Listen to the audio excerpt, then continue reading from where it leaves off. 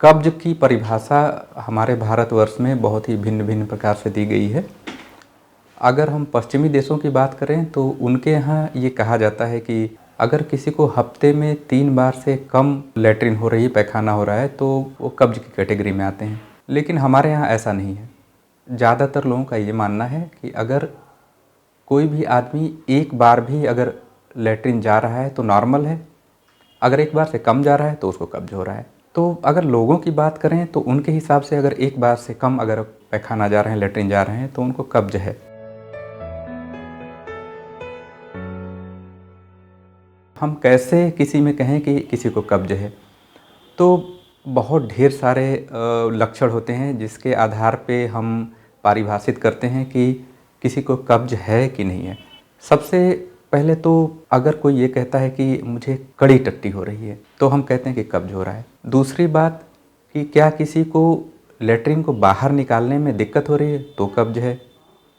तीसरी बात कि अगर किसी को हफ्ते में 3 बार से जैसा कि कम बताया गया लैट्रिन हो रहा है तो भी हम कहेंगे कि कब्ज है। अगर मान लीजिए कि लैट्रिन फंसी हुई महसूस हो रही है, लैट्रिन को उंगली से निकालना पड़ रहा है या लैट्रिन के आसपास के एरिया दबा दबा करके लैट्रिन निकालना पड़ रहा है तो भी हम कहेंगे कि किसी को कब्ज है। ये सब सारे लक्षण हैं जो कि ये कहते हैं कि किसी व्यक्ति में कब्ज हो सकता है।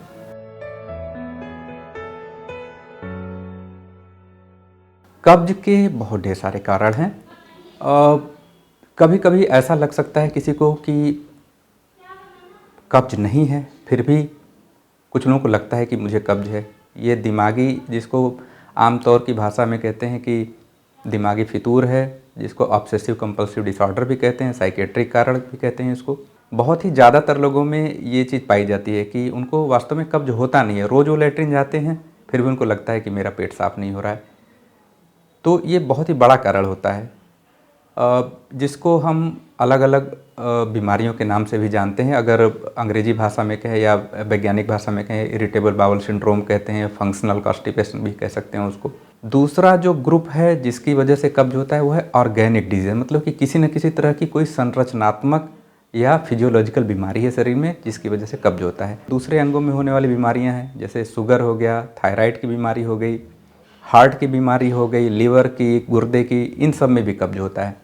जो ज़्यादातर केसेस जो कब्ज के हमारे यहाँ आते हैं या हॉस्पिटल में दिखाने आते हैं वो आंतों की बीमारियों को लेकर के आते हैं, जो इमरजेंसी में भर्ती होते हैं। जैसे कि किसी को आंत रुक जाना, आंत बंध जाना कहते हैं, उसमें जो कब्ज होता है वो इमरजेंसी कंडीशन होती है। कैंसर अगर हो जाए किसी को आंतों का, लैट्रिन के रास्ते का, उसकी वजह से भी कब्ज हो सकता है। तो ये सब ढेर सारे कारण हैं कब्ज होने के। इन सब का ध्यान रखा जाना बहुत ज़रूरी है और सोचा जाना बहुत ज़रूरी है इन सब के बारे में जब कोई किसी को कब्ज होता है। तो तनाव बहुत ही महत्वपूर्ण कारण होता है कब्ज का। तनाव का पूरे शरीर पे असर पड़ता है, पेट भी उसमें से एक है। जो व्यक्ति तनावग्रस्त रहते हैं वो ज़्यादातर फिजिकल इनएक्टिविटी पाई जाती है एक तरीके की, मतलब कि वो निष्क्रिय रूप से ज़्यादातर रहते हैं, या ओवर एक्टिव जो रहते हैं तनाव वाले, वो खाना खाना भूल जाते हैं। तो कई तरह की दिक्कतें पैदा होती हैं, उनके जीवनचर्या अलग होती है, गड़बड़ होती है, भोजन उनका अलग होता है। तो जो तनावग्रस्त लोग होते हैं उनमें लाइफस्टाइल रिलेटेड डिजीज़ेज़ और न्यूट्रिशनल डिजीज़ेज़ काफ़ी कॉमन होती हैं जिसकी वजह से कब्ज होता है।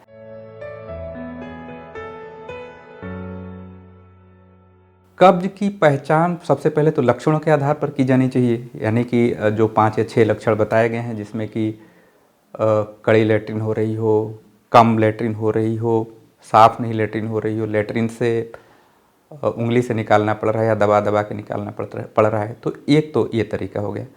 दूसरा, कुछ जांचें होती हैं, जैसे पेट का अल्ट्रासाउंड किया जा सकता है, एक्सरे किया जा सकता है, जिसमें कि आंतों की रुकावट पता लगती है। दूरबीन से जांच करनी पड़ती है, ये देखना होता है कोई कैंसर तो नहीं है किसी तरह का, सीटी स्कैन किया जा सकता है।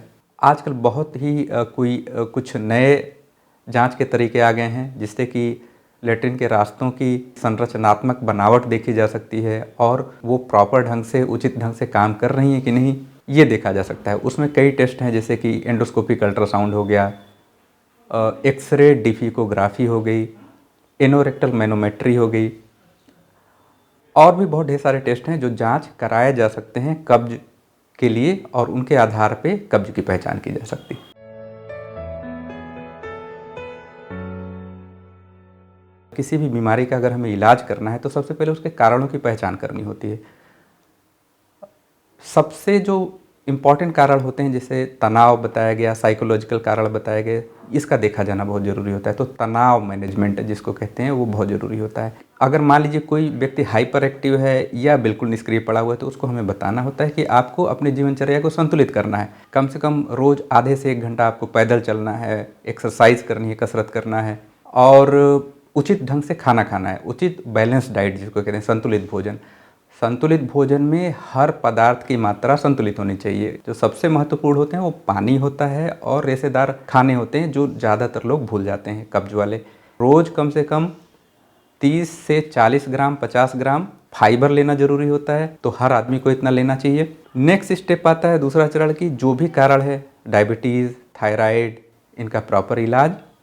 और अगर अल्ट्रासाउंड, एक्सरे, एनोरेक्टल मैनोमेट्री के आधार पर अगर कोई संरचनात्मक बीमारी आती है जिसका सर्जरी से इलाज किया जा सकता है तो उसका सर्जरी भी किया जाना चाहिए। अगर संरचनात्मक बीमारी नहीं आती है तो फिर नेक्स्ट कैटेगरी आती है कि फंक्शनल बाउल डिजीज या इरिटेबल बाउल सिंड्रोम या फीकल इवैक्यूएशन डिसऑर्डर। इनमें कई प्रयोगात्मक तरीके होते हैं, जैसे बायोफीडबैक हो गया या और कई तरह की नई इलाज आ रहे हैं। योग और प्राणायाम का बहुत बड़ा महत्व बताया गया है कि जो इवन फंक्शनल बाउल डिजीज होगी इनमें भी काम करती हैं ये सब सारी चीज़ें। तो इतने ढेर सारे इलाज के तरीके हैं। अगर कोई मरीज हमारे पास कब्ज की बीमारी लेकर के आता है तो सबसे पहले हमको उचित ढंग से प्रश्न पूछते हैं जिससे पता लगे कि कब्ज किस वजह से हो रहा है। फिर दूसरा, उसमें कुछ जांचें करते हैं जिसमें अल्ट्रासाउंड, एक्सरे, दूरबीन से जांच, एंडोस्कोपी जिसको कहते हैं, वो हम करते हैं। और एक विशेष प्रकार का टेस्ट होता है जिसको एनोरेक्टल मैनोमेट्री कहते हैं। इससे हमें क्लियर हो जाता है कि कब्ज किस वजह से हो रहा है। इसके अलावा और भी कई जाँचें होती हैं, जैसे शुगर हो गया, थायराइड हो गया, ये सब जाँचें हम करा लेते हैं।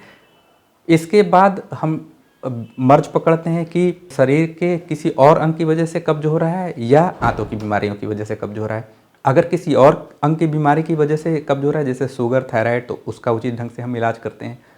अगर आंतों की किसी बीमारी की वजह से हो रहा है तो उसका हम ये देखते हैं कि क्या किसी दवा से इलाज हो सकता है। अगर दवा से इलाज हो सकता है तो दवा से उसको शुरू कर दिया जाता है। उसमें जो महत्वपूर्ण दवाइयाँ होती हैं, जैसे कुछ सिरप हो गए, लैक्सेटिव, जिनसे लेट्रिन पतला किया जाता है, वो दिया जाता है। खान पान में परिवर्तन किया जाता है, उनके ज़्यादा पानी की मात्रा बढ़ाई जाती है, फाइबर बढ़ाए जाते हैं और उनसे ये कहा जाता है कि भोजन समय पे करें, खाली पेट ना रहें। ये सब सलाह दी जाती है। अगर दवाइयों से ना ठीक होने वाली बीमारी है जिसको सर्जरी की ज़रूरत पड़ती है तो हम उसको सलाह देते हैं कि आपके आंतों में ये दिक्कत है, आपको ऑपरेशन की ज़रूरत है।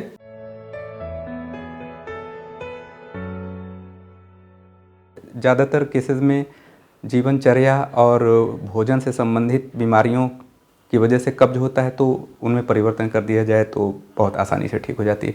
लेकिन अगर कोई गंभीर बीमारी अंदरूनी है, जैसे कि कैंसर हो गया या फीकल इवैक्यूएशन डिसऑर्डर हो गया, तो इनके बहुत ही गंभीर परिणाम होते हैं। कैंसर फैल सकता है और आगे आने वाले 2, 4, 6 महीने, साल भर में मृत्यु तक हो सकती है।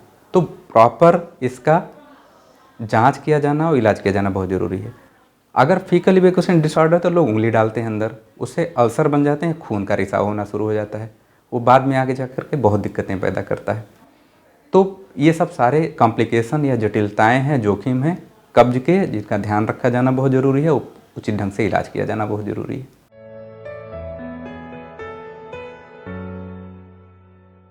कब्ज की रोकथाम उचित ढंग से खान पान, जीवनचर्या संतुलित होना चाहिए। अगर किसी को कोई बीमारी पकड़ में आ जाती है तो उसका उचित ढंग से इलाज किया जाना बहुत ज़रूरी है। और जो सबसे महत्वपूर्ण बात है कि जो जितने लक्षण बताए गए हैं, अगर इसमें से कोई भी एक नज़र आता है तो तुरंत ही किसी अच्छे क्लिनिशियन को दिखा करके उचित ढंग से इलाज किया जाना बहुत ज़रूरी है। ये सब कुछ हैं उपाय जिनसे कि कब्ज से बचा जा सकता है।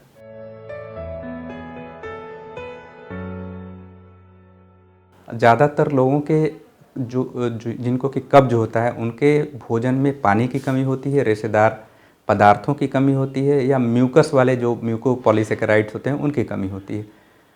तो ऐसे पदार्थ उनको रोज़ शामिल करना चाहिए। जैसा कि बताया गया कि जाड़े के दिनों में 3 से 4 लीटर पानी या गर्मी के दिनों में 4 से 5 लीटर रोज़ पानी पीना चाहिए।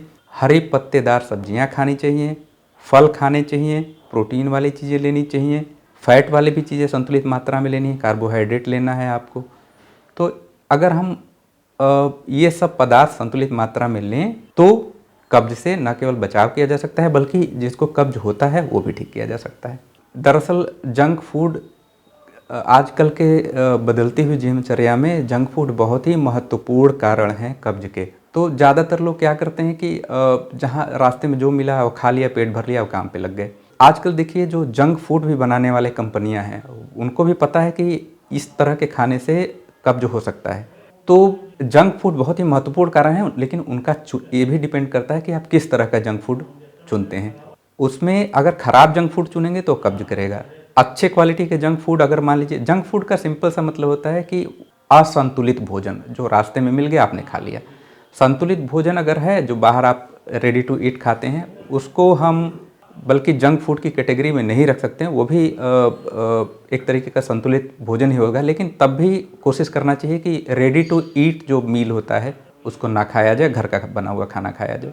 अगर आप इस नियम को फॉलो करते हैं, इसका अनुसरण करते हैं तो न सिर्फ कब्ज से बचाव किया जा सकता है बल्कि जिसको अगर कब्ज है वो ठीक भी किया जा सकता है।